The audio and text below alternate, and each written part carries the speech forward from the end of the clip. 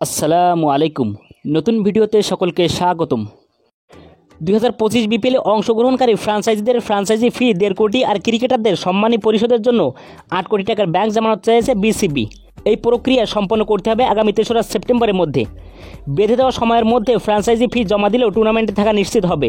সেক্ষেত্রে ব্যাংক জামানত একটু পরে দিলেও চলবে বলে জানান বিসিবি। পরিস্থিতি এমন হয়েছে, এবারে বিপিএলে ফ্রাঞ্চাইজি পাওয়া নিয়ে দেখা দিয়েছে শঙ্কা।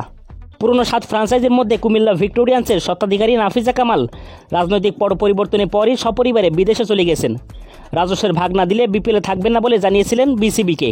বর্তমান পরিস্থিতিতে কুমিল্লা ভিক্টোরিয়ান্সকে বাদ দিয়েই চিন্তা করতে হচ্ছে বিসিবিকে।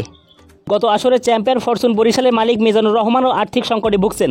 বরিশালে থাকা না থাকা নির্ভর করছে কিছু স্পন্সরের উপর। খুলনা টাইগার্স, রংপুর রাইডার্স এবং সিলেট স্ট্রাইকার্স থেকেও আনুষ্ঠানিক কিছু বলা হয়নি, তবে চট্টগ্রাম চ্যালেঞ্জার্স বিপিএলে খেলতে রাজি আছেন।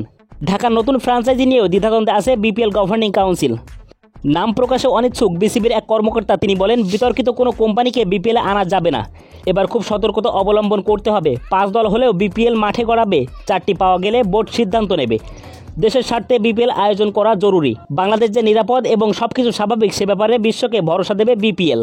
2025 সালের ফেব্রুয়ারি মার্চে চ্যাম্পিয়ন্স ট্রফি থাকায় এবছর 26 ডিসেম্বর থেকেই বিপিএল আয়োজনের পরিকল্পনা করছে বিসিবি, যাতে করে 2025 সালের 5 ফেব্রুয়ারির মধ্যে খেলা শেষ করা সম্ভব হয়।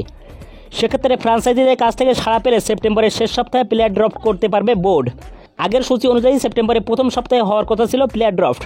ফ্রাঞ্চাইজিরা খেলতে রাজি থাকলেও বর্তমান পরিস্থিতিতে বিদেশি ক্রিকেটারদের নিয়ে বিপিএল আয়োজন করা কঠিন হতে পারে, কারণ দেশের আইন শৃঙ্খলা পরিস্থিতি নিয়ে উদ্বেগ আছে অনেক দেশ। বাংলাদেশে ভ্রমণ নিষেধাজ্ঞা করেছে নিউজিল্যান্ড, অস্ট্রেলিয়া, ইংল্যান্ড, ভারত ও যুক্তরাষ্ট্র। এই পরিস্থিতিতে সেপ্টেম্বর অক্টোবরে দক্ষিণ আফ্রিকা দলের বাংলাদেশ সফর নিয়েও দুশ্চিন্তা বাড়ছে। তো বন্ধুরা, এই ছিল আজকের ভিডিওটি ভালো লাগলে অবশ্যই একটি লাইক করে দিবেন।